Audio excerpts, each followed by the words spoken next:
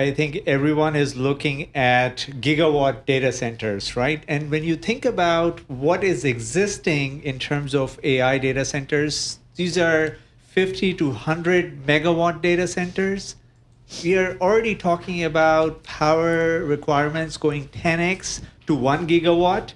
And so how will a 70 to 80-year-old grid supply electricity, which is 10 times more than what these data centers already consume? And so from that perspective, it is a very topical question that needs to be asked.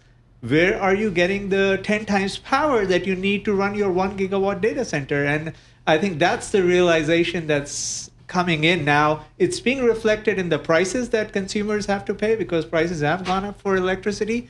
But I mean, the computing that AI does requires 10 times more power. We're only getting started. That's the realization. And I think everything will follow through now.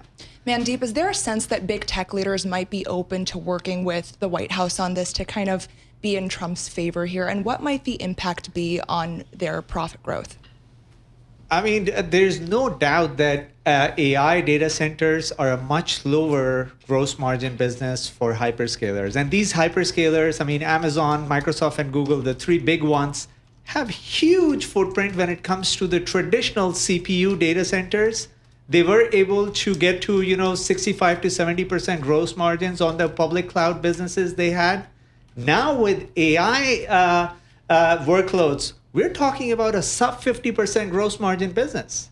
No matter what kind of scale you have, just because of the economics involved, these are sub 50% gross margin businesses. So on-premise software used to be 80 to 90% gross margin. With public cloud, we got to 65 to 70. With AI, we are sub 50 gross margin. So from that perspective, I mean, even if you're Microsoft, you don't have a choice, but your margins will have to come down.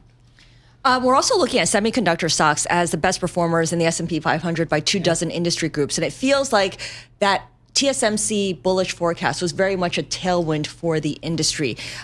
Obviously, this is good news in terms of demand, but does anyone lose out here when TSMC can't even meet the demand that is being required of it?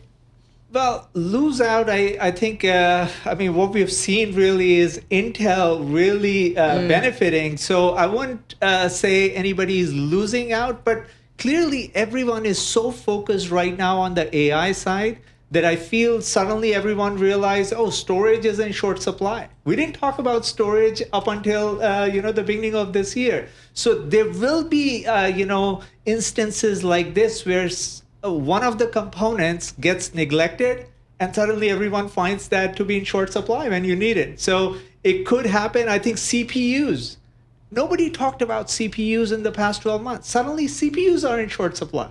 So that's where, the IT infrastructure needs to be upgraded every 4 or 5 years. And when the time comes to upgrade the infrastructure, certain components, even if they're not tied to AI, could be in short supply because we have reallocated the resources towards meeting the AI demands.